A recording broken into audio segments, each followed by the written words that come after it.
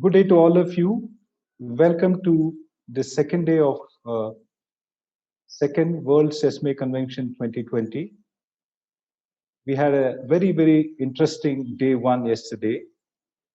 We had 750 delegates registered.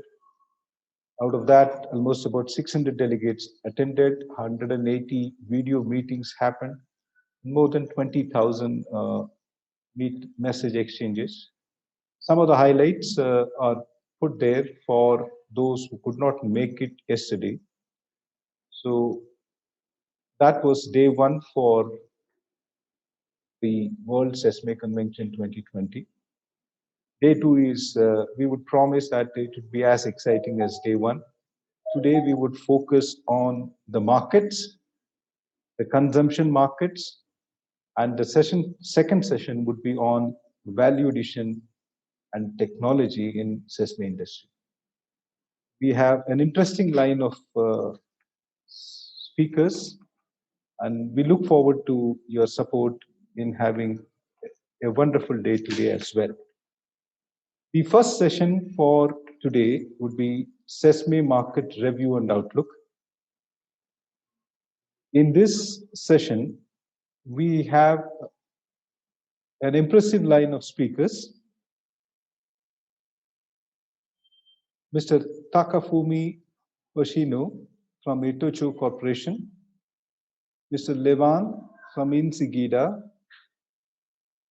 Mr. Nathan Smith from Sesaco Corporation, Mr. Mustafa Puri, All Gold Imports Canada,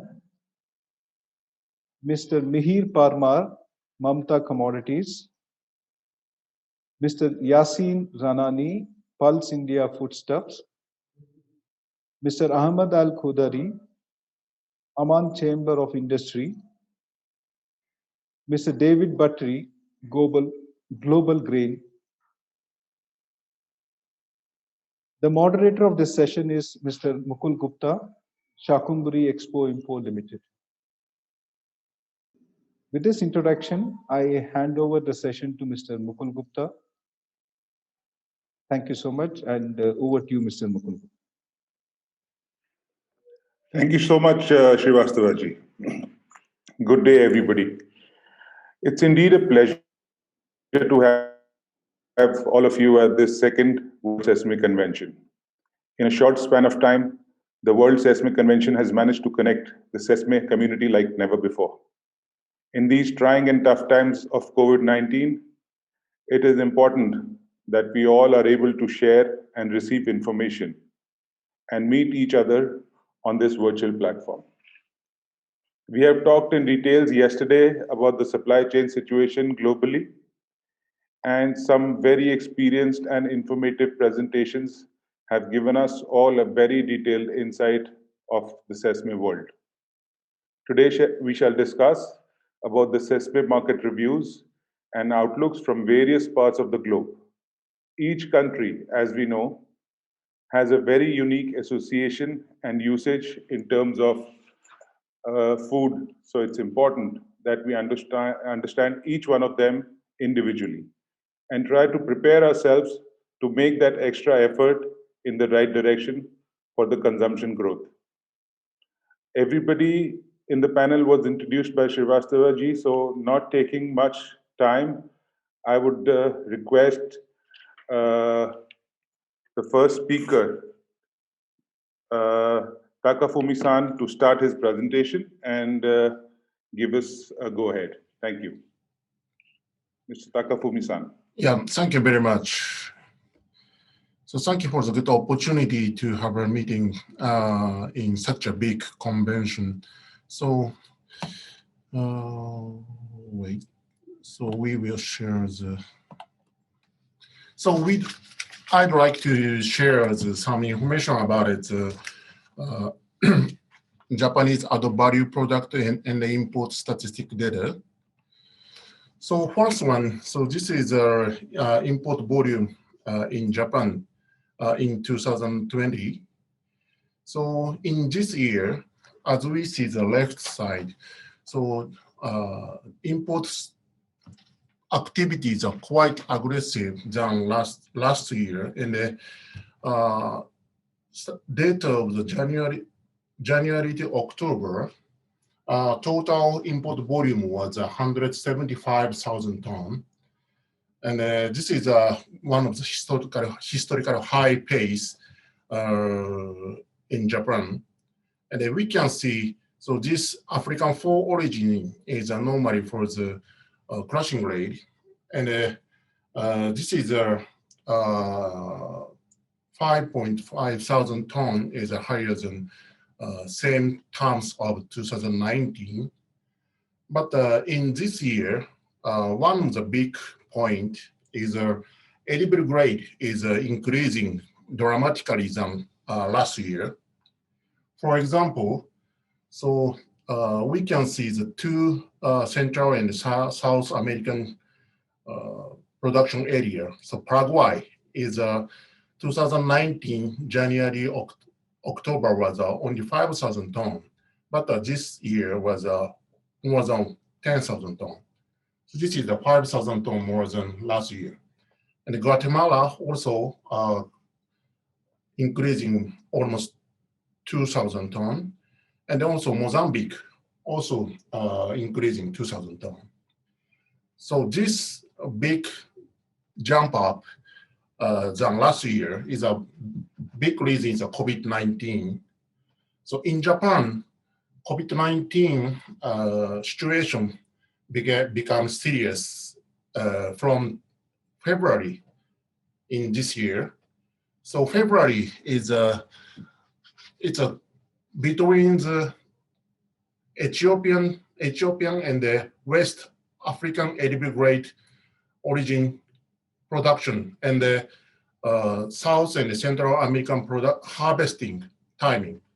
So that's why we worry about it to the delay shipment from West African production area and Ethiopia. So that's why in that timing, we cover enough volume from Central and South American product. So that's why we can see Paraguay, Guatemala origin was almost twice than last year. And edible grade itself is almost 30% up than 2019. So that's why now we are ITOCHU, our estimation is 2019 total import volume is almost 200,000 tons. So this is a historical high data. And normally, not only the crushing rate, edible grade also increasing. So next slide. This is a graph of the crushing volume and year-end stock. So this red graph is a total volume of the crushing. It's a crushing volume. And 2020, January to October, crushing volume was totally 98,000 tons. So that's why we estimated a total 2020 crushing volume will be the almost 120,000 tons. On the other hand, so as we said, import volume also increasing dramatically. So as of end of October in 2020, so end stock volume level, stock level is 77,000 tons. So this is a quite higher level than last year or averagely. So that's why we are thinking about it as a 2021 Japanese market, Japanese purchasing activity is a little bit slower and slower. But in the next, we want to talking about it, the impact of the COVID-19. So as we on this data, in the market, sesame oil volume base is only 2%. So this is meaning it's 56,000 tons. But the consumer pack this means the consumer market is expanding dramatically. For example, in 2019, a total market volume is 300 million US dollars. It's based on the end amount. But this year, only first half of 2020, sesame oil consumer pack market was more than almost 200 million US dollars. This meaning is 30% up. Of course, restaurant use or industrial use, such market is a little bit slow, but the total consumption of sesame oil is 15 to 20% up than last year. And this is export data. So this 2020 is a date until January to October. So total volume is 7,000 tons. Actually, this export volume is a more big impact of the COVID-19. So that's why to US or to Singapore, to Taiwan, that export volume is quite slow. But on the other hand, we can see that China is a quite good pace of the export. So that's why we are thinking total 2020 is we will achieve the almost 8,000 ton or close to the 9,000 ton. So that's why still Japanese market is edible grade, not only edible grade, and also especially oil demand is quite good. So that's why we are thinking 2021 is also import volume will be quite stable until 117 to 190,000 ton. That's all. Thank you. Thank you so much, Takafumi-san, for the very detailed information about Japan. The next speaker we have in line is from Turkey, Mr. Levent. Can you kindly take over and make the presentation? Hello, everybody. Thank you for the participating, and I want to show my slides to you, presentation, and I'm starting. Thanks. Can you see that? Yes, please go ahead. Yeah. In the COVID-19, what's happening in Turkey and the world, and our products, sesame seed, the agriculture and the food, what happened in the world is that in February and March, it started in the Turkey. And when COVID-19 appeared in Turkey, people flocked to supermarkets and stockpile food and grow the domestic food consumption and seasonal agricultural worker shortages. Agriculture and food were the agent in the world. Hunger, mentality, and increasing protectionism in agriculture and the food trade were among the subjects that are highly discussed and commented on. We are the travelers in the world, where countries that can produce self-sufficient food and raw materials will have more advantages, and those who depend on imports for their basic needs will be much more risky than today.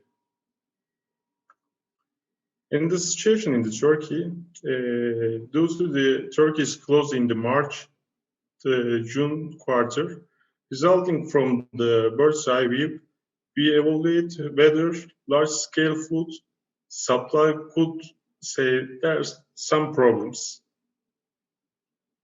Problem of the demand, more uncertainty. As the rest of the world, the food and beverages outside sector almost came to a halt, while domestic consumption increased significantly. Developments such as an increase of the food stocks by many at the home for fear of the poverty and famine and the COVID coinciding with Ramadan led to large increasing in the consumption of durable foods and various shortages in the short term. Consumption in Turkey is when the COVID started with the pandemic, the income of significant poverty in the groups that had to stay at home decreased compared at the past. Unemployment and uncertainty about future forced households and consume more carefully. In the Ramadan in the Turkey, the HoReCa sector nearly stopped because of the curfew working forbidden for restaurant and cafe. Maximum demand for the supermarkets, just we can purchase our needs from these markets. Maximum demand for long shelf life like halwa, tahin and molasses. Demand for the sesame seeds from Turkey, householders want to prepare their needs at home. They also make their bread in-house. In mentions no need sesame, just need flour. Consumption of sesame seed in Turkey during COVID-19.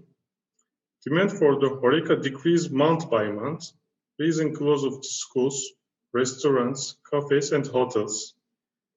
More than the 20% of the sesame consuming in these sectors, so they are closed.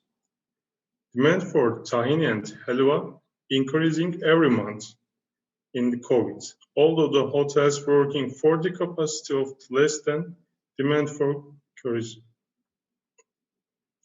Closed border to Iraq and Syria also. After the close of all border from Turkey, many of the brokers and exporters have to sell their stocks in domestic market in Turkey. When they try to find the stock levels, we can say nearly 60,000 tons at the middle of the year, July 2020. The current stock in Turkey, the overall consumption of sesame seed in this year, when we compare with 2019, decreasing nearly 14%. And also Turkey has a stock until the end of January 2021. Thank you for listening. Thank you, Mr. Levent, for your presentation. The next in line we have is Nathan Smith from Sesaco Corporation, US. Nathan, can you take over? Sure, good morning. Appreciate the opportunity to be here. A very good morning to you. I'm trying to share the screen. It's saying that I cannot while another participant is sharing. Mr. Levent, can you kindly stop your screen share? So I'm going to give a brief presentation on the U.S. sesame industry, production and consumption trends. Very short agenda, one quick slide on who we are as a company, a U.S. market overview, both from a production and a consumption standpoint, how we see the market segments, the suppliers by segment, and then the growth drivers and market considerations. So first, who we are. So Sesaco, we operate a fully integrated sesame supply chain from seed development through ingredient sales. We develop the varieties, we contract with producers. We have a seed cleaning plant in Oklahoma, a tahini manufacturing plant in Detroit, and global sales channels. We are a subsidiary of Mitsubishi Corporation. Our core technology was on the plant breeding side, so we were the first to develop varieties that could be mechanically harvested. U.S. sesame market overview. 2019 total market is 131,000 tons. This is on a raw material basis. All the volumes that we talk about are on a raw material basis. Because of our position in the supply chain, we calculate it back to the farm level. So we've seen a 10-year compound annual growth rate of 3.6%. From 95,000 tons in 2010 to 131,000 tons in 2019. The important thing is the shift in segment. So it's really the ingredient applications that are driving that consumption pattern. On the production side, we've seen a threefold increase in domestic production from 11,000 tons in 2010 to 35,000 tons in 2019. However, only a third of the U.S. production is actually consumed domestically. 2/3 is exported, and that has to do with the nature of the sesame products that are imported and the processing infrastructure that currently exists in the United States. So this is a map showing 90% of the sesame consumed in the U.S. is still imported. These are the primary origins by segment. So we break it into three broad categories. Sesame seed, which includes both whole and natural, is used predominantly in bakery applications. There, the growth is flat to declining. It's a very mature market. It's the most traditional market for sesame in the U.S., and there has not been a lot of growth, especially in the whole segment. Sesame oil, it's a specialty niche product for Asian applications. We've seen a 10-year compound annual growth rate there of 3.9%. And especially the last few years, it seems to be accelerating further. Sesame tahini, we've seen dramatic growth in sesame tahini. That's driven primarily by the hummus segment. So 10.6% 10-year compound annual growth rate. Suppliers by segment, again, 90% of the sesame consumed in the U.S. is imported. On the seed, India has a clear dominant position in the whole market. U.S. manufacturers have a solid position in the natural market. Total import there is 81%. U.S. has approximately 20% market share. Sesame oil, Japan has a secure position in the traditional premium market. Mexico is really helping to grow and expand that segment. There's nominal manufacturing, almost no domestic manufacturing for sesame oil. Virtually all the sesame oil consumed is imported. Sesame tahini, Israel and Mexico dominate, but U.S. manufacturing capacity is increasing. There are several manufacturers for tahini in the U.S., and that segment continues to increase. The growth drivers and market considerations, we anticipate additional growth in sesame consumption. Sesame aligns well with changing consumer dynamics. It's well positioned as an ingredient for further increases. The growth factors, as we see them, are basically three core factors.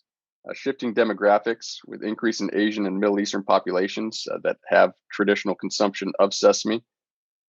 And so we've seen, this is data from the Pew Research Center, the Asian population in the U.S. has grown 72% since 2000.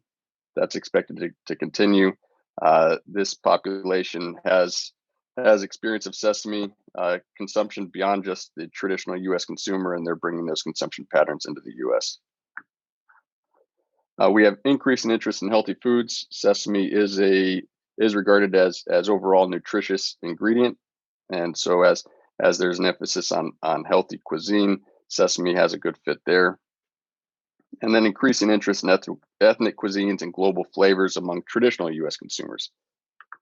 And so here it's two basic things. One is toasted sesame oil for Asian-inspired dishes, and tahini for Middle Eastern dishes. Not necessarily just hummus. Tahini is also being incorporated into different desserts and baked goods now. So it's definitely a growing segment.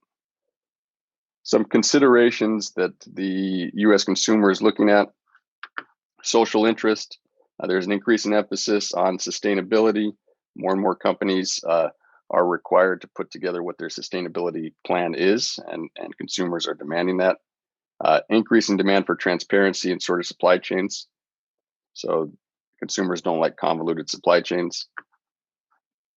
Regulatory, everybody here is quite familiar with FSMA and the strict requirements on food safety. The most recent change in legislation has to do with allergen labeling. Right now, the FDA is mandating voluntarily labeling, so it's not classified sesame yet as one of the big 8 or big 9 allergens. That said, we do not expect allergen labeling to significantly impact demand. We are a proponent for consumer education and making sure that sesame is on the label so a consumer can make an informed decision.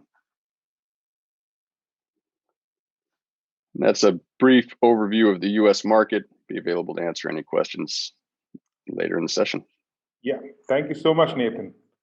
The most interesting part was about the health sector, that finally we have moved from being identified as those small seeds on top of burgers to a healthy food, which is a good thing to do.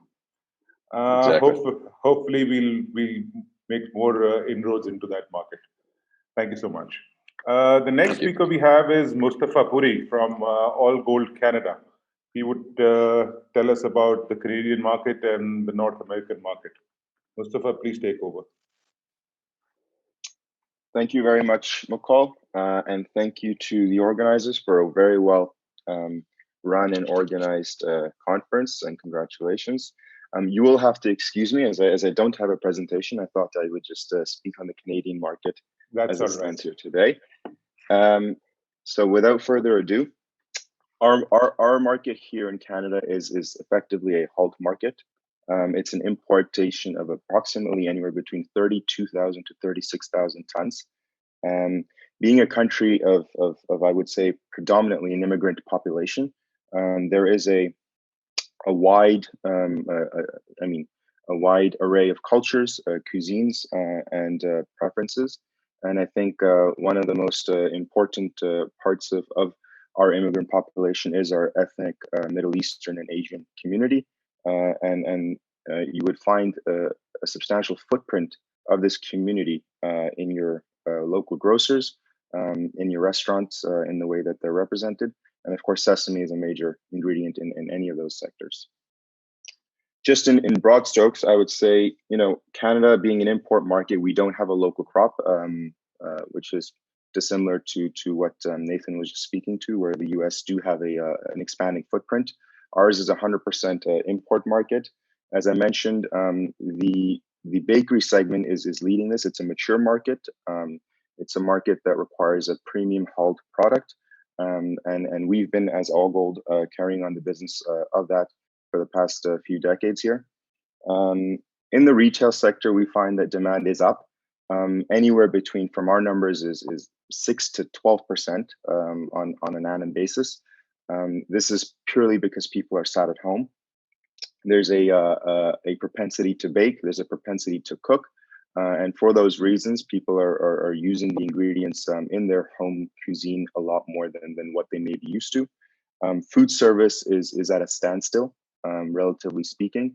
Restaurants are obviously shut down. There is no HoReCa industry at play.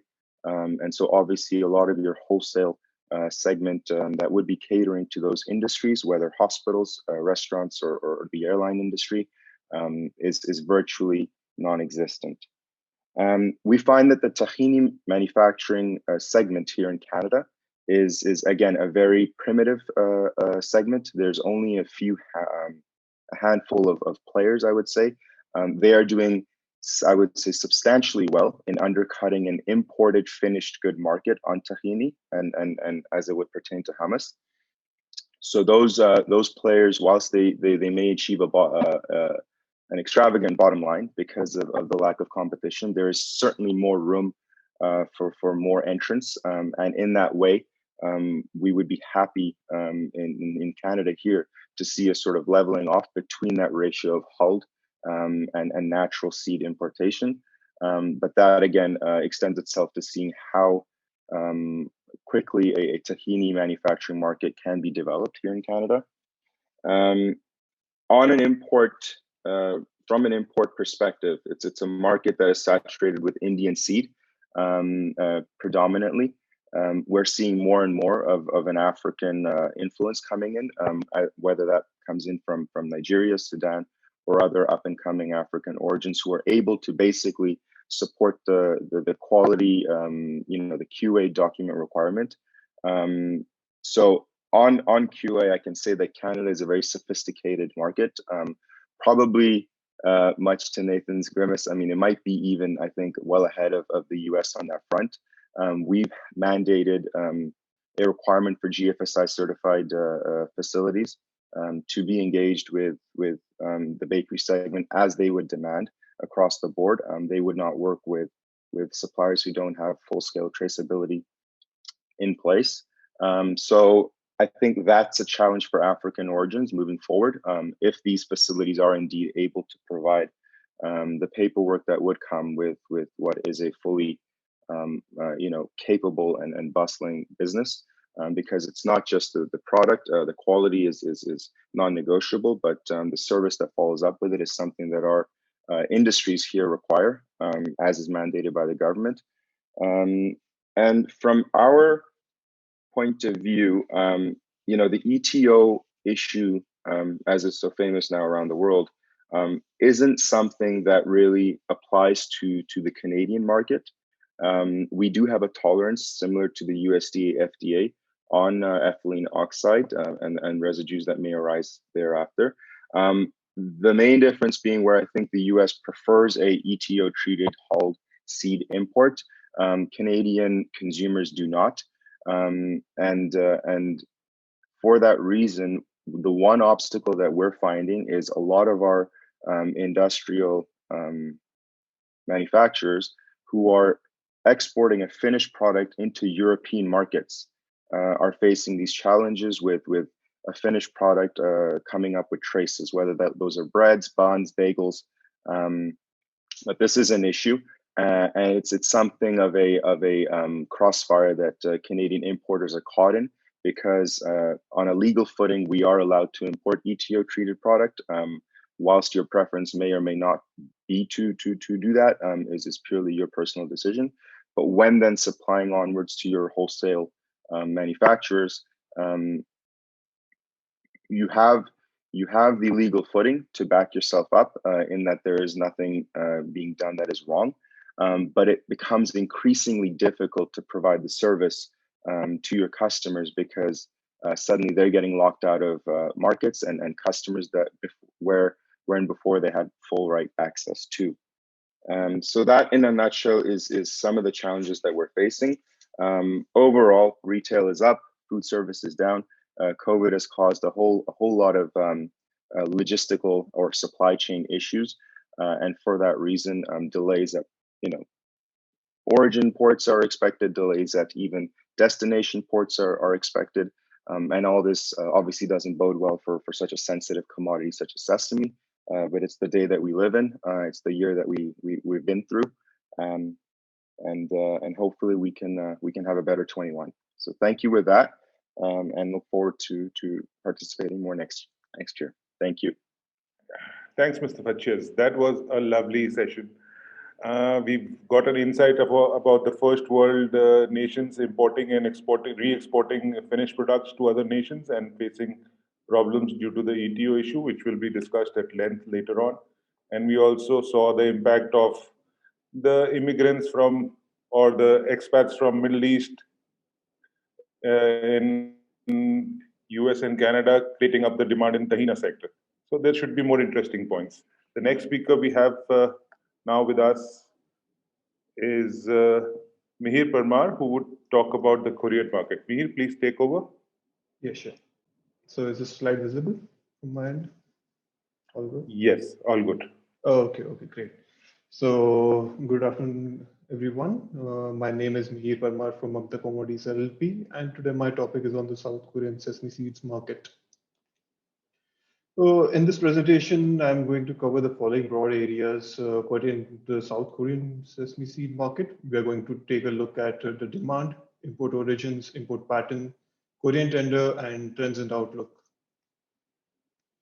So in the South Korean market, there's a total consumption of 100,000 metric tons annually. South Korea, having the population of 50 million people, it's one of the highest per capita consumer of sesame seeds. The local crop over in South Korea is just shy of 10,000 metric tons, and to meet the demand, around 90,000 metric tons of sesame seeds are imported. There's a very heavy duty on sesame seeds imported into Korea, and import from outside of the quota attracts a 630% of the CIF value as duty. which makes importing outside of the quota cost prohibitive. Due to this high tax rate and very high prices of sesame seeds in the local market, it is estimated that around 10,000 metric tons of sesame seeds is brought into Korea every year by the means of hand carry from China. Other than these figures, sesame seeds in broken or powdered form is also imported into Korea, which is then used for oil production.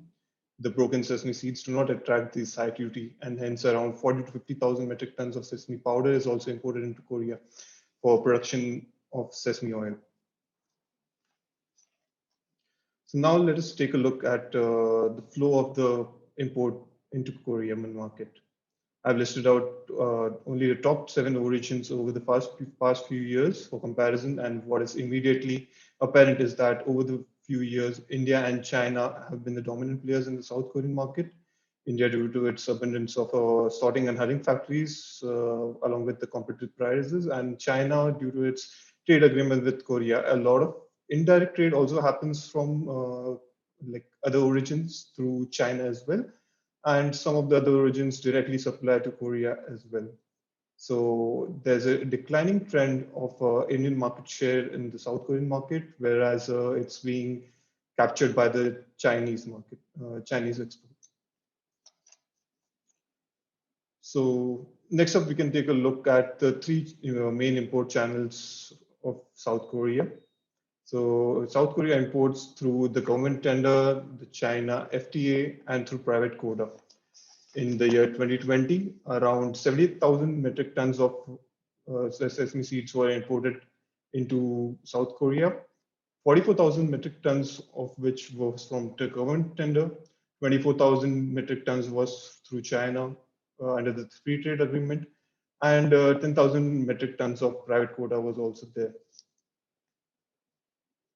So let us take a look at the unique government tender of South Korea. All of the 3 channels of import that have been seen on the previous slide are controlled by AT. AT is a state-owned company established for price stabilization, agriculture and fishery industry promotion, and farmer and fishermen support. They have been controlling the TRQ on behalf of the Ministry of Agriculture, Food and Rural Affairs. Sesame seeds imported into import tender is quite unique to Korea, and the AT through its government tender is one of the largest direct importer of sesame seeds in Korea. These tenders are held like 5 to 6 times throughout the year with multiple deadlines of delivery, thus efficiently managing sesame seed stock in Korea. In this government tender, they usually import Sortex quality sesame seeds, as this Sortex quality sesame seeds is used for mainly for edible use, as well as for crushing use in South Korea. The 2 types of specs that are imported by the South Korean markets are also on your screen, with varying foreign matter and immature kernel being the major difference between those 2. The stake of the currently the general quality has been more preferred by the South Korean market rather than the high quality, and that's what they've been importing a lot throughout 2020, and even I think in 2021 they will be continuing importing general quality rather than high qualities. So on this slide, we can take a look at the whole Korean supply chain at a glance. Here we see all the 3 channels together. The overseas suppliers either sells to this, directly to AT or to private firms who have the quota provided by AT. If we look at the government tender flow, in that the AT procures sesame seeds from overseas suppliers, distributes it to the branch office, and which sells the sesame seeds exclusively to sesame processing industries. For the rest 2 channels, sesame seeds are imported by private firms, are sold to sesame processing factories, as well as wholesale retail market. So Korea is very stable market, and because of that, the consumption, demand, and import level is likely to remain stable in the upcoming few years as well. Unlike major importers who are exporting tahina and sesame oil to other countries, Korea is basically a end user, and the demand is likely to remain the same throughout the coming years. So with EU demanding ETO free cargo, other countries have also followed them, as well as they are demanding ETO free cargo. And they have a requirement of cargo with 0.01 mg per kg of ETO to be present in the cargo. Any cargo above that level would be directly rejected and had to be shipped back. So this is quite a challenge for the whole industry, and it might seem very like a very bad change, but in the longer term, I think it'll benefit us all because of the safer food that they can eat and we all can. So to conclude, the stake of the India and China is expected to remain in the majority of the Korean import. But with the ongoing globalization, there's an opportunity for other origins to also enter the market. And with that, I would like to thank the audience for their attention and Hotel Business Solution for this opportunity. Thank you. Thank you, Mihir. Thank you for that informative session on Korea from the Western world to the Eastern world. The Korean tender, as we all know in the trade, moves the market every now and then, every few months. And it is a very good insight about that market. And everybody, the audience will be surprised to know Mihir is the third generation in his family in sesame trade. My father dealt with his grandfather, and now this young man is right here telling us about the biggest market mover in the sesame world, the Korean tenders and the market there. Thank you, Mihir. It was lovely. Next, we have Mr. Ahmad from the Amman Chamber of Industry, who would share his insight with us. Mr. Ahmad, can you take stage, please? Yes, thank you so much. Dear participants, ladies and gentlemen, I am honored to be with you today at the Second World Sesame Convention 2020 to speak about sesame market review and outlook in Jordan and the region. I would like also to thank all the panel participants and the organizers for their invitation. It is a great opportunity to exchange the information on recent and future sesame trade around the world.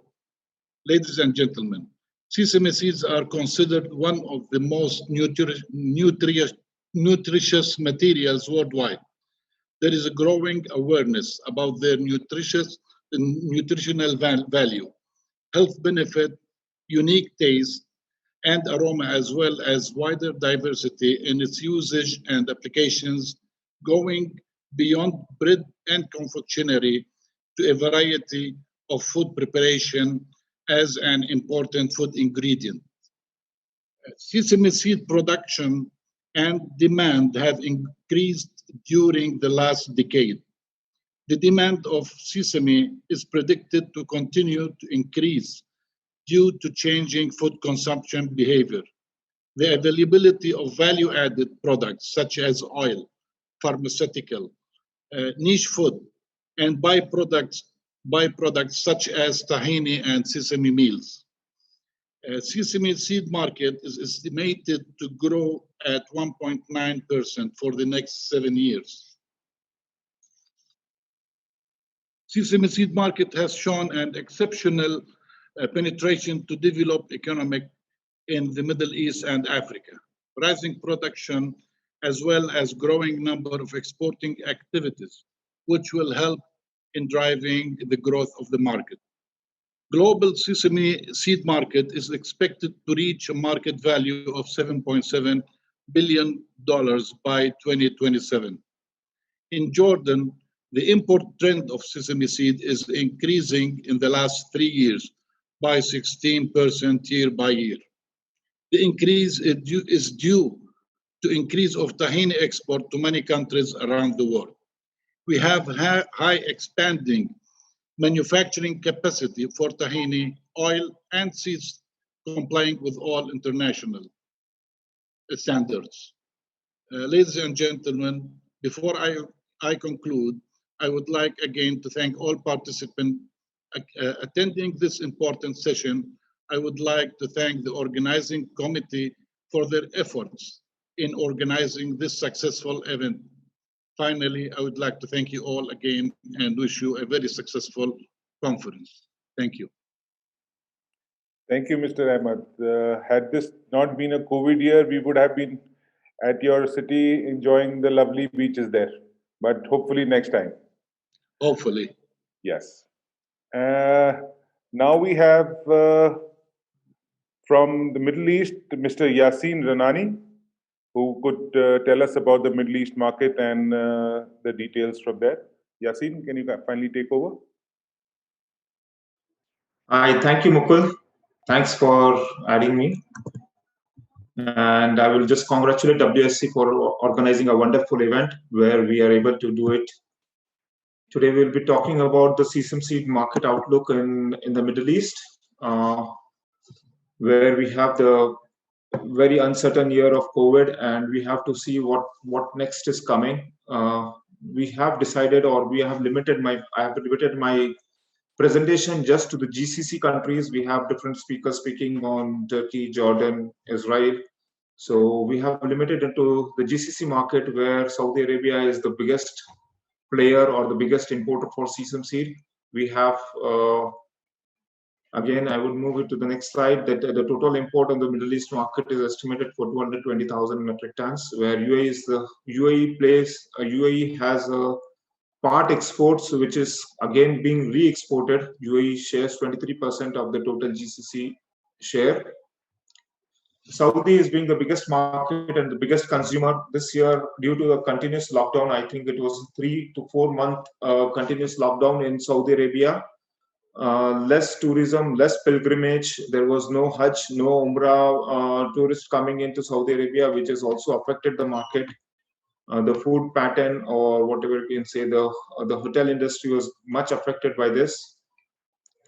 Then if you move to the other countries like Oman, Qatar, or Kuwait, they are having a very marginal demand compared to the entire share. Here in the Middle East, the main usage for sesame seed is again in the tahina and halawa industry, which is the main consumption. Normally, tahina industry people, they import raw sesame seed, they process it by themselves, and then further grind it to the tahina, and next step to the value addition to the halawa. We have the bakery and the horeca industries, which use finely hulled sesame seed brought from India or from Pakistan. Mostly from India. Now there is an increasing demand coming in from African hulled sesame as well in the Middle East. The product is very well accepted. With this ETO issues and all, there has been an alarm raised in the Middle East market as well. Saudi Arabia Food and Drug Authority, SFDA, has drawn samples from various wholesalers, even the markets, even the counters, and they are testing those products. If they at all find that the product is not suitable, then hulled sesame from India can have a problem in the Middle East as well. But we keep our finger crossed that their parameters will not be as strict as the European parameters. And now, when we are talking about the impact of COVID on the sesame, again, a big demand of food in the Middle East comes from the tourism sector. UAE means the second biggest industry is tourism. In Saudi Arabia, after oil, tourism is the largest income coming from Hajj and Umrah pilgrimage. Tourism has declined in the region, which has resulted in the overall loss of demand in the Middle East, not only in tahina or sesame, but all other food categories as well. So that is the reason, because of 3 months to 4 months of lockdown, we estimate a total decline of 20 to 25% in the overall demand in the sesame 2020. We hope that if the tourism sectors or the Hajj and Umrah pilgrimages are again released, the visas are released, this will bounce back to normal. We don't expect that this will continue longer. Now, once the hotel industry is coming or people are accepting it going back to the restaurants, I think it will not take a long time. Probably the next 6 months, things will back to be normal. prevailing sesame price and the price scenario going forward, we all know that the sesame price has gone up from the new crop. We have expected a good crop, but due to the uncertain conditions from the COVID and there has been a very too much of ambiguity in the suppliers on the figures coming from different African origins. This is the prices have remained stable or firm due to the demand and supply. In this, we say that the supply side is very uncertain and irregular in this period. There are different logistic issues and other factors that have affected the COVID sowing and harvest in the sesame in African region, which is the main cause of keeping the prices firm. As I said, that the major use here is tahina. Middle East is having a very less or almost no consumption for oil for the sesame. So the most preferred is the whitish sesame coming from Gadaref or Humaira, which is the second preferred quality. And we know that the disturbance in the North Ethiopian is also creating a shifting of demand to Gadaref quality. We see that the prices have been increased from 1400 levels to 1650, almost 1700 levels on Gadaref, good quality CNF to all major Middle East ports. Again, logistic issues in Nigeria has created a short-term increase in demand for non-Gadaref quality. Again, that is a cheaper option which people will prefer to go or to substitute for Gadaref quality. And there's a geopolitical factor. We need to study the impact of demand from Israel, which is not a player from Sudanese sesame seed at the moment. They are the biggest supplies from Ethiopia, what we know. But due to the good relations coming in or whatever, there is a pact coming in, we may see Israel being also a buyer from Sudan. This can create an additional demand pressure on Sudanese sesame. Which is again a factor to be considered. Also, we know that the Sudan port operations have been taken over by the DP World, which will be handed over within the next 6 months of time. And if that happens, we can expect a smooth movement of products from Sudan port, which will definitely affect the sesame markets and which will increase the efficiency in supply of sesame from Sudan. So these are some geopolitical factors which will also affect. There are also other economical factors, as I said, that the horeca industry or the restaurants were closed down for a longer duration. The tahina industries or the tahina manufacturers sell their sesame seed mostly to the restaurants, and they were not able to pay back their dues on time because of the close down during the COVID, and this has affected a little bit of a standstill in the demand or this on the economical market in the Middle East. So these factors need to be again eased out for a continuous demand and supply process. That's what from the Middle East sector. If you have any questions, we'll be very happy to answer you. So please, again, passing it back to Mukul. Thanks, Yasin. That was wonderful. Stay back for the questions. I'm sure there'll be a lot of them coming your way. It's very interesting to know about Middle East. Usually we miss out on this market and concentrate on the East and the West. But right in the middle, we have a big consumption market, which probably gathers its product from all over the world. And it's a true global market in that sense.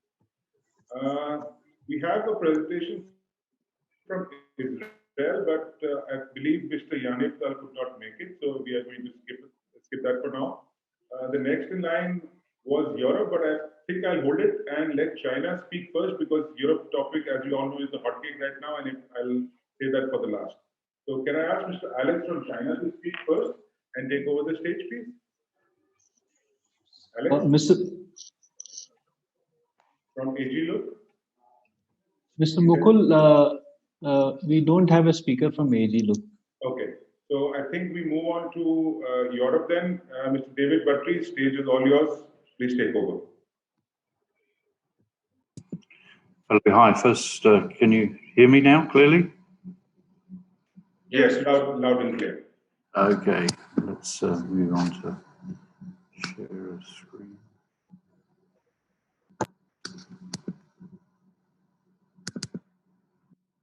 Are you now seeing that presentation? Yes, I think you just need to expand it, it's fine. Let's try that. How's that? Okay, so first of all, thank you very much to the convention for inviting me to participate, and good morning, afternoon and evening, all parts of the world. It's an absolute delight to be in touch with so many members of the Sesame family. So yes, I'm sitting here in London. I'm David Buttery, CEO and founder of Global Grains. We've been trading in sesame seed for over 10 years, and I've been involved in sesame for touching 30 years. Looking at our panel, it's all one gender, so let's introduce the ladies. These are first ladies. First lady in space, the first Indian lady to ascend to Everest. First lady on the left, I think we probably all know. And Mr. Baba was the first African athlete to win a medal in the 1992 Olympics. And this lady is the first lady to receive the vaccine for COVID-19. And hopefully she will have more followers than anybody on the planet. So moving on to Europe. So we are today, it's 27, soon to be 26, as our Prime Minister negotiates in Brussels the terms of our exit. And here are some stats to help you understand how sesame is used throughout and consumed in Europe. So my screen is slightly blurred here, but I hope you can see that Europe is an importer of at least 120,000 tons a year, comfortably making $250 million in euros each year. And these stats show you the past 10 years.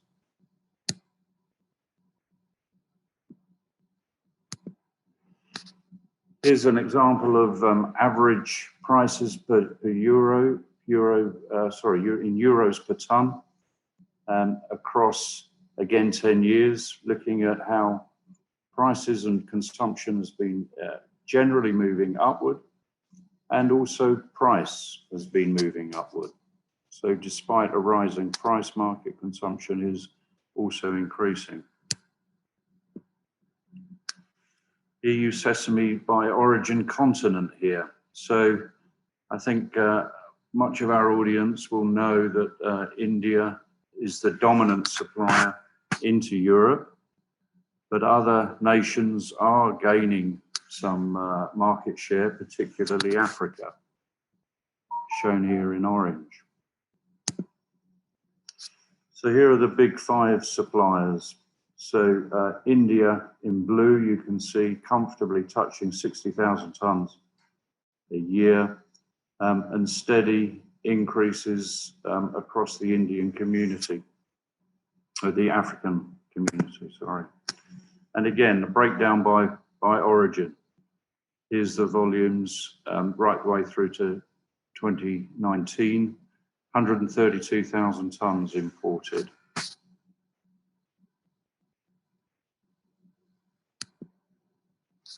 Average pricing coming into Europe during these years in euros per ton. Nigerian prices leading the African nations, with the exception of Ethiopia, but Nigerian prices obviously supported by some export of whole seed. So breaking down the destinations within the EU and seeing how and where this seed is used, by far the biggest consumer, or port of entry at least, is through Greece, where obviously hulled and natural seed are dominant. Germany is a big consumer and probably the largest single consumer of sesame in Europe, served through imports through the Netherlands, Greece, and Germany. Breaking down those destinations by volume, 31,000 tons into Greece in 2019, in Germany 25. Much of the 22,000 shown here from the Netherlands will find its way into Germany. And so that's why I'm saying that Germany is the biggest consumer in Europe. Here we're showing some monthly comparisons on imports, and at the bottom row will show you 2020 and how volumes have moved during this year of COVID. So the net result is the first 6 months of 2020, actual imports into Europe were up 70,000 tons in total. That meant that the second half of the year has been, broadly speaking, well stocked. And although sesame is short in Europe right now because of the situation from India, we've probably lasted a little bit longer than we may have done. So I'm going to move on and just talk some aspects about quality and the EU requirements here, and particularly for parts of the audience that might be looking to export into Europe. And I'm going to just highlight some websites that might be of interest and also explain some of the regulations that have come into play. So the Rapid Alert System, the RASFF, is perhaps well known to most of our community, but this is where alerts are posted by member states of breaches of EU regulation. And it's a great source of information to understand what is being found and where it's being found in different food groups. So here's an example of how the Rapid Alert System is being used, and a quick search looking for salmonella within the EU showed over 600 records. This is just taken from this morning, and the most recent border rejections involve salmonella being found in Ethiopian seed and Nigerian seed. So this focus around salmonella promoted the EU to issue changes in regulation, and the big push began with this regulation, 2017-186, all of which are available on the EU website. But this is the first move to try and control microbial activity within sesame coming into Europe. This led to an increase in testing, which then led to an increase in rapid alerts, which then led to an increase of official controls issued by the EU with an update to its regulation just in July of last year. A further increase, a temporary increase of official controls promoting additional testing on arrivals into Europe. So at this point, India was at 20% of arrivals, and most of the African nations were 50% of arrivals were being tested for salmonella. So the hot topic that the whole sesame family are increasingly aware of is ethylene oxide. This slide was taken in the early days of October, and there were only 3 notifications listed on the Rapid Alert System at that time. This was yesterday, 290 notifications for ethylene oxide in sesame. And so this website is, I'm sure, being visited by all of us regularly for updates and developments. But this is a significant escalation driven by widespread testing, driven by retailers, importers, manufacturers, and of course border control. And so why is it such an issue? This is an excerpt from the regulation, which explains the EU's position on why ethylene oxide is considered such a hot topic. So this is taken from the latest EU regulation that was just issued 23 October. And that is the regulation, if you want to go looking for it, it's 2020-1540. It sets out the demands of the EU marketplace and the documentation that's required for Indian sesame to enter the EU. So what's next in this scenario? Well, certainly India needs to work through this CTO issue. The EU has issued its regulation, and if India chooses to comply, shipments can restart. India will need to regain credibility amongst its EU clients, and the authorities will need to demonstrate that they have control of their product they're exporting. Only then will these increased measures begin to be relaxed. So I think one of the questions the conference has been considering is, will other origins be subjected to such testing on arrival? Well, one of the rapid alerts did indeed show ethylene oxide detected in seed from Africa, from Burkina Faso. And I'm sure this will lead to much wider testing, driven again by retailers, manufacturers, and importers, all wanting to be certain that they're importing and dealing with EU compliant sesame. I think there's also a concern that in other marketplaces that we should consider in other food groups where ethylene oxide may have been used or is being considered. So I think a wider level of alerts will follow. The next issue arising over the horizon for sesame in the EU will be chlorates. So chlorates are, again, a group of pesticides and can also be found in water. So through the hulling process, if water is being used, chlorate levels will need to be closely considered. And this is the latest EU regulation, 2020-749, only again issued this year, which discusses the maximum residues for chlorates. So this is a key point for hullers and processors and natural sesame exporters to be considering and making sure that they will be compliant with this new regulation. So at the top here is a link to help all would-be exporters to the EU understand the requirements of the EU marketplace. This is a screenshot of the website that shows you the EU pesticide database and the regulations that follow. So if you're not familiar with the EU requirements, I would strongly recommend that you access this website to learn about the requirements of the EU.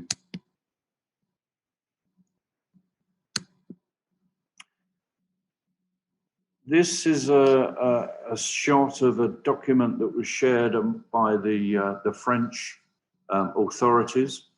It does give a question and answer scenario and some 20 frequently asked questions, which I will distribute through the convention, both in French and in English.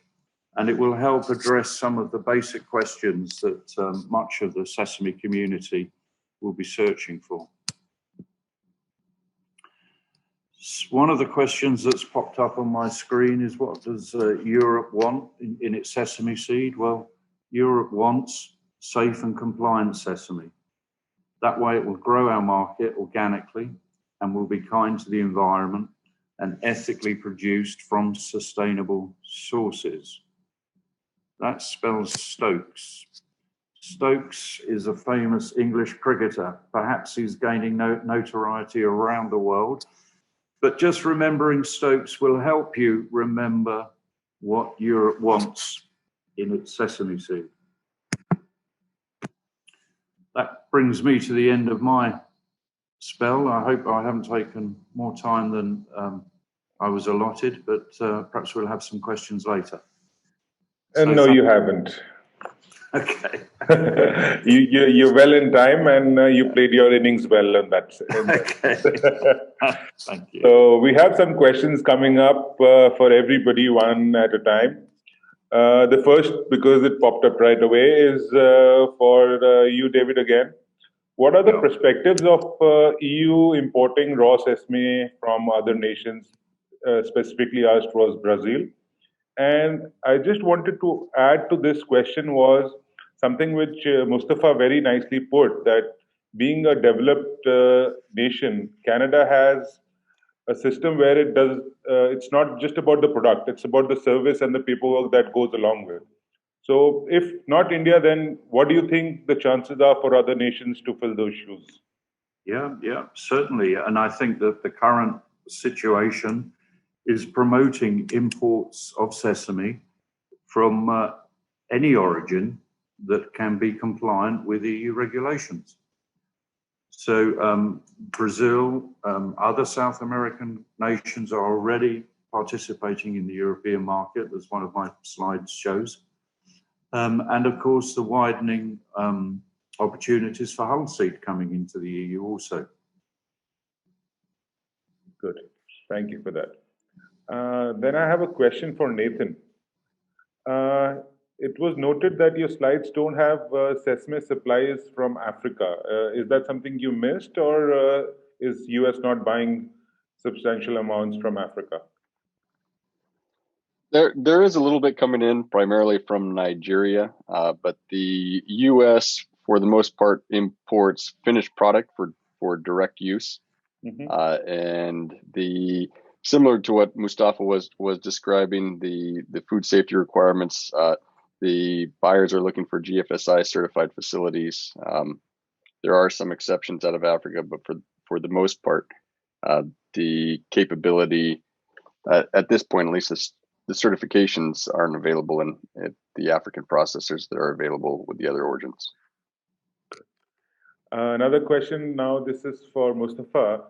ETO, as people want to talk about ETO, so let's discuss that.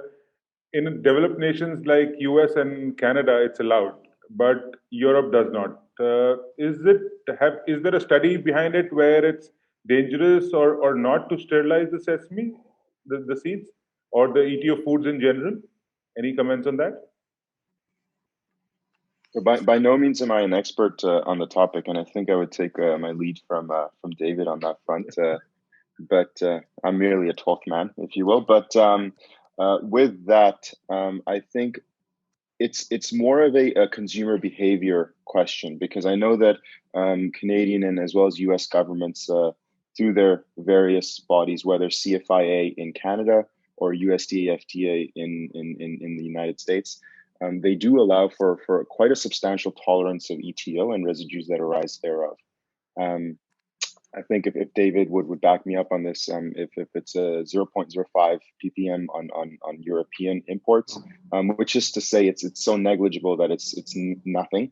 The US and Canadian markets do allow for something upwards to a 7 ppm on that front.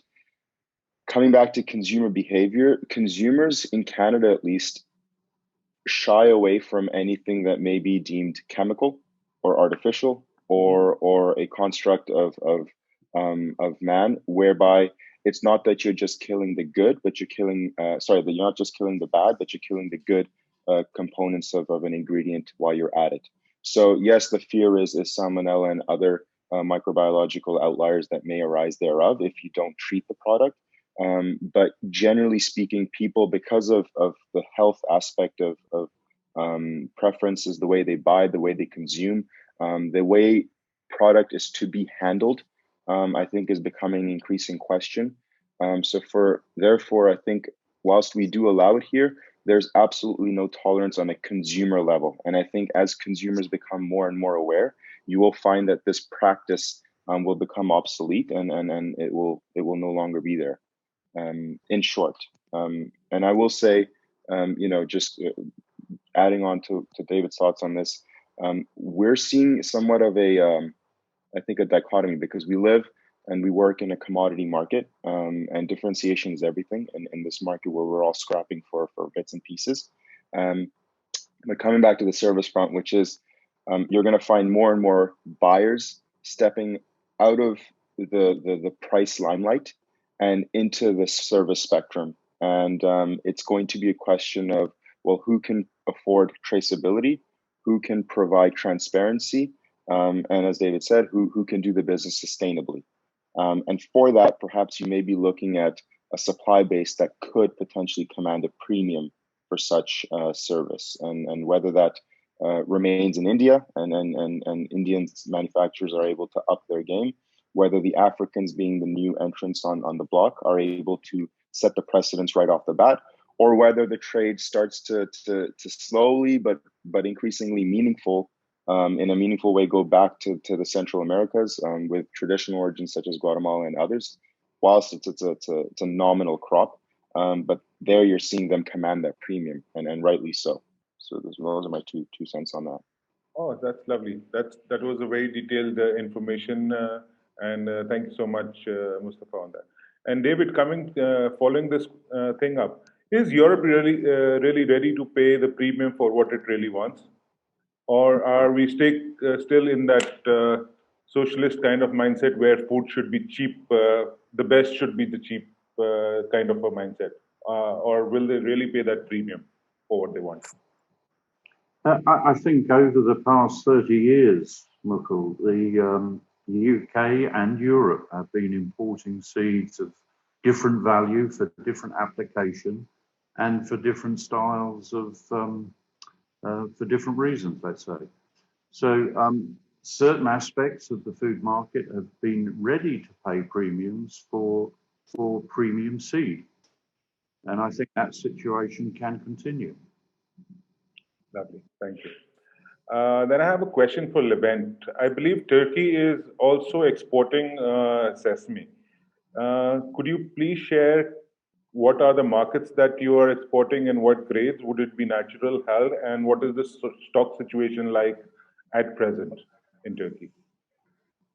Yeah, the current stocks of the Turkey is nearly, I think, it's not the same level, of course, 15,000 tons. It is nearly enough for the 2 months of the consumption of the Turkey. And we are exporting the halal sesame and natural, both of them, to Iraq and Syria and the European Union. And after this regulation from Europe, they has a demand from Turkey, and also the price is not workable for them. And also we can say it, we have a stock in the port and the Turkish stocks, that's true, but also the producers has a fully with stocks because of the price levels. Thank you so much. Thank you so much. That should answer that question. Takafumi-san, interesting question for you. 2021, we are just starting with the vaccine. Hopefully everybody will get it in a few months. And hopefully we'll have the best ever Olympics in 2021 in Japan.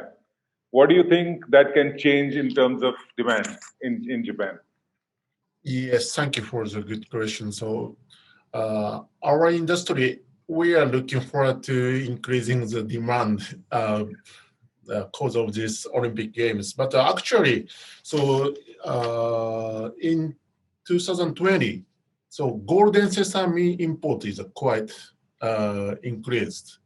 So 2019, golden sesame was imported on 2.5 thousand tons, but 2020, in this year, is imported almost 4,000 tons. So it's twice. So I hope if we can have the Olympic Games, consumption also will be increased. Thank you. That would be nice. We all look forward to the 2021 Olympic Games and hope more and more people can visit this time. And Yasin bhai, there's another question for you. Is how do you see the market, the consumption market changing when everything goes back normally? You've talked a little bit about it, that once the visas and the travel restrictions go away, we could have an increase. But in what, can you specify what really the sector would be in terms of growth, domestic or the hotel industry? Yes, Mukul. Mukul, here, when you're talking about the Middle East section, Middle East sectors, the mass population is for expats, and expats normally prefer to have this Arabic cuisine or the tahina-based product or sesame-based product mostly in the restaurants. So the restaurant culture has not yet started. People are still scared to go out for this restaurants, taking their children away with this COVID prevailing situation. But once things relax and also the tourists they start coming in, we have tourists from various sectors who they don't cook at home. They have to depend on the restaurants. The restaurant industry has suffered during the last 6 months. What we need to see that when this crowd will come back, it will again boost or it will again give that enhancement to the market. We are waiting for the 2021 Expo, which is already declared for starting 1st of October. We may see a huge crowd coming to UAE, where all the precautions, everything is taken, and hopefully by the time the vaccines and everything will also be widely available and will be done. So with that the crowd coming into the market, definitely demand will boost for all other products. It is not sesame, but all other food products which have been sitting down on the Middle East markets will definitely come up. Thank you so much, Yasin. Another question in addition to that is, just like Takafumi-san said that sesame oil is a premium market segment in Japan, and it probably the premium sector, premium products usually are tabletops. Do you think tahina can reach that situation in the coming years? Is tahina really a tabletop household product in the Middle East? And do you think with the expats growing and flowing all over the world, that can grow, that concept can grow globally?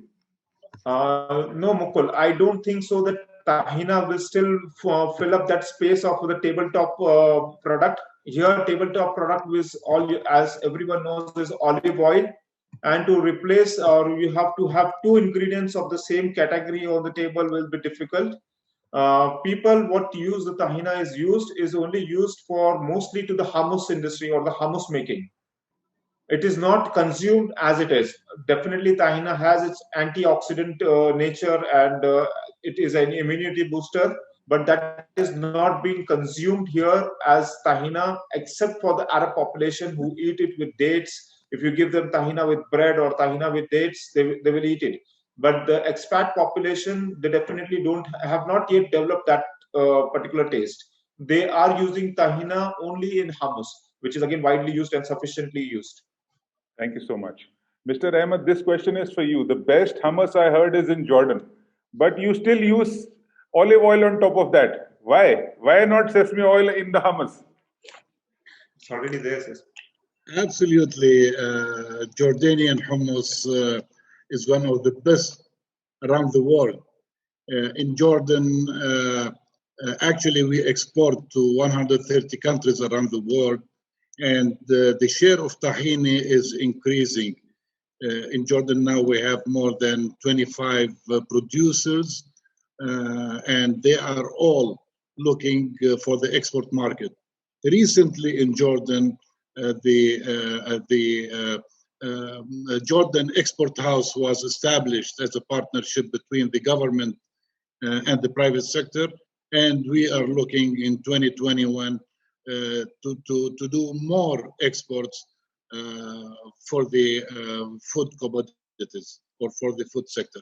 As for olive oil, it's known that it's one of the ingredients to be added on the top of hummus to be consumed.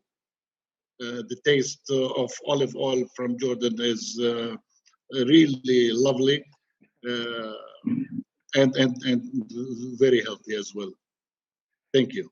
Thank you so much. Mihir, I have a question for you about the Pakistan quality for the Korean tender. Any insights on that? Why people prefer to choose India, or is it just the price? No, so for Korean tender, there's no preference as such for any particular origin. All origins are equal in the Korean government size. But regarding the Pakistan quality, there has been some news of rejection of Pakistani shipments to the Korean market, mainly because they require a low FFA quality of cargo. So because of that, there has been like, if you don't sortex the cargo properly, or there are like very dark colored seeds or something like that, the cargo would have what you can say very high FFA, and because of that, it won't even pass like enter into South Korea at the what you can say checkpoint. The NEQM committee is there. They test the cargo, and if they find what you can say FFA greater than like let's say 1.5%, the cargo is straight away rejected. It won't even reach the what you can say the end buyer. Yeah. So there has been news of rejections from Pakistan, but that can happen for other countries as well. If the quality is maintained properly, it doesn't matter if you're shipping from Pakistan or India or any other origin as such. Yeah. Thank you so much. That answers. Yeah, thank you. Nathan, another question is about the mechanically harvested seeds. We've seen that the Brazil seeds have a little higher FFA compared to the traditional hand-picked sesame. Do you face the same problem, and is there a solution going forward for this? It certainly is something to be watched. You can have elevated FFAs depending upon how the combine is set and the growing conditions. So it certainly is a factor. We have been able to achieve lower FFA levels with experienced combine operators and good growing conditions. So it's just a matter of experience. And you would say that it's a mix of everything, not just one process mechanically makes the higher FFA or something. It's a mix of other things as well. It's a mix of other things as well. Weather certainly plays a key role. We have seen same field harvested prior to a storm, one section harvested after the storm, significantly elevated FFAs. Okay. So weather certainly plays a role. Weather certainly plays a role. I have another question here for, this is all taken up. I think Mukul, I have a question for you. Yeah, please. Mukul, we're just talking about this ETO issues at all. Mm-hmm. I just want, you being a huller and you have extensive knowledge in the industry, I wanted to ask you whether the dry hulling process will have some chemical values affected on the hulled sesame seed. And have you tried it, or is it worth trying? Because we need to move the industry to the dry hulled sesame. It doesn't look good, but definitely there are more health benefits, and what again the European Union is conscious about, or even the Western world is conscious about. So more, I think a majority part can be achieved by this. Is it what I'm thinking is right? I agree with you, Yasin. By there, the dry hulling seeds probably don't look as good, aesthetically speaking or visually speaking, but they definitely are more to the natural side as they should be. The only problem that the dry hulling process has is that you need very good sesame seed as raw material inside for that. So with prices be determining the hulled market, people have started using in the last decade or so the cheapest raw material available for hulling. That is the norm for the hulling industry, that you find the cheapest raw material, you hull it, you make it look nice, and you can spread it in the market. In dry hulling, you would have to have a premium kind of a raw material, and that should then fetch you a premium for the hull, which I don't know how big the market is right now, but you're right, eventually we have to move in that direction. And I'm sure there are enough aware buyers in the market who would want to participate in this process with everybody involved. But will this affect the chemical values? And definitely means. I don't think so. They would do much in that, because in the aqua hulling that we use now, we use a lot of water, which is not good, of course, but at least we give it a good wash. And in dry hulling, there is no water involved. So, technically speaking, logically speaking, wet hulling should wipe out or wash away most of the impurities better than the dry hulling process. So, in that sense, I think wet hulling is better. But then it's a market which needs to be explored in long term and participated along with the buyers for the usage. But what is there any step been taken by any organizations or by any institutions to explain the benefits to introduce this product?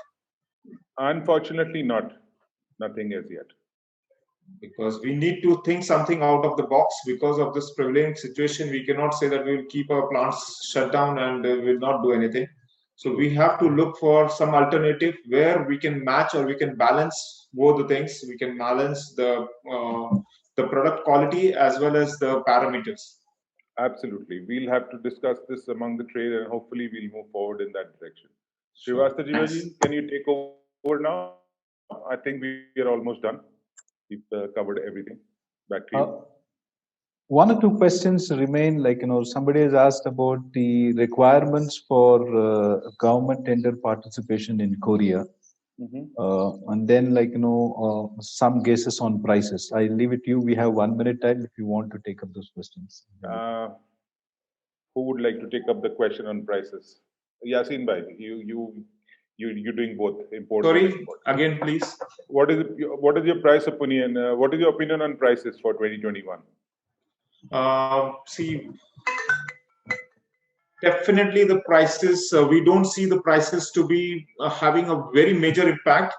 The supplies are tight. This year, it is the supply side. We have not seen India as an active player in importing demands. They have sufficient crop and their exports are affected. So India, who is always driving force or who is always driving the prices high, is quiet this time. And we are what we saw yesterday, that we are expecting a good summer crop from India as well. So India will stay calm for a while. The rest of the world has sufficient seeds available once the logistic issues and other issues with the African countries are solved. I think there will be a balance with this S&D overall, and I don't think that the prices will go further to another $100 or $150, and well, it should not slip down more than $100, $150. So for importers as well exporters, it will be a safe place to play with. This is the safe range to play with, and it will be a continuous business for this year, I guess. If at all, if there are any other calamities or some disturbance with the summer crop or some disturbance other than coming in, but we see that now the prices are already at a firm level. I don't say it is at the peak, but it is on the firm level. And with the S&D, I think this should remain to this level, give and take $100 plus or minus. There was one question I think we have missed out. If there is a time, someone has asked about exports of natural sesame seed to Canada. Yes, we have him on board. If we have Mustafa on the board. Yeah, Mustafa. Yeah, I can jump in. As I said in my presentation. Also, I will add hulled sesame seed to Canada because I'm more interested in that. Ours is not the largest market, but it's predominantly a hulled market. It's for the ingredient segment. It's for human consumption, as the seed that it is. So on a natural front, if you want as an anecdote, I mean, we sell something like 100 bags a month, and I think of natural seed, and I think that's pretty reflective, an accurate reflection of the application of a natural seed. There are importers who will bring in natural for their own industrial needs, but like I said, the oil segment isn't prevalent in Canada either, because it's all imported finished goods on sesame oil. So for that reason, it's I would say 90% a hulled market. It's a premium market. It's a market where we are actually also importing a lot of hulled seed to go into manufactured goods. which may then, as a finished good, be re-exported into the United States. So we are, to some extent, a share of the U.S. consumption, but by far and large, it's not. The same can't be said for, let's say, the east coast of the United States with the way that people will consume natural seed over there. It's a taste thing. Perhaps Nathan can comment on, historically speaking, it might have come out of a price aspect. And I think there just wasn't as much of an exposure on clean white hulled seed in that part of the United States as there is in the other regions. So we're more a reflection of the mainland US as opposed to that little tri-state area, which is a pocket that consumes natural. Yeah, tell us more about the tri-state, Nathan. Well, it's certainly priced, but there's regional preferences absolutely. On the East Coast, a typical bagel has natural sesame. Anywhere in the Midwest or West Coast, a bagel has whole sesame. So it's regional preferences that have been ingrained for decades now. David, another question is, since the freight and the shipping industry thing has come up, is EU ready to face the varying dispatches and the delayed shipments from Africa or now since they've chosen them as suppliers as well? Is that factored into the supply chain? I think your mic is off. Yeah, hi. Yeah. Back on? Yeah. So I think Europe is looking for seed and will be served from Far East, from South America, and also from Africa. And shipping out of Africa, I think, has struggled to be timely for some time. And so this is, I think, known within the industry. And right now, of course, shipping from pretty much any part of the planet is problematic. Container availability, and hearing this morning from Maersk, actually, were on national radio here in London this morning, advising that increase in cargo coming out of the Far East and reduced container availability are combining. And I think Africa has big opportunity to increase its participation in the European market. And in all developing marketplaces, logistics will play a key part. Thank you so much. We are done here. Thank you, everybody. Thank you for your time. Mustafa, Nathan, thank you for waking up in the middle of the night for us and being here with us. Takafumi-san, thank you for staying up so late for us. Srivastavaji, you can take over. I'm done. Thank you so much. Thank you, Mukul, for conducting such a good session. Thank you so much for being the moderator. Thank you. Thank you, guys. Thank you, Mukul. Cheers. That was a very interesting session. Sesame market review and outlook. Various perspectives. We started with Japan, which has shown an impressive growth, and then we moved on to Middle East, which has suffered a decline in consumption, and the EU till June at least, was on par with the last year. So a lot of factors to be watched out for. ETO is certainly one of them. Most of the issues were so comprehensively covered by the expert speakers, starting with Mr. Takafumi Hoshino from ITOCHU Corporation, Mr. Levent, Mr. Nathan Smith, Mr. Mustafa Puri, Mr. Mihir Parmar, Mr. Yasin, Mr. Ahmad, Mr. David Buttery. Thank you all, and thank you, Mr. Mukul Gupta, for a wonderful moderation of the session and managing the time so well. Thank you all. Thank you. Thank you very much. Please do join the next session by logging out of Zoom and joining in through Hubilo. Thank you so much, sir. Thank you so much. Thanks. Thank you to you all. Thank you. Thank you very Thanks much. to all. Bye. Thank you very much. That was indeed a very well participated, very well attended session. And I thank the audience also for continuously pouring in with your questions. I hope most of your questions are addressed. If not, you can still be in touch with the speakers offline and then take it.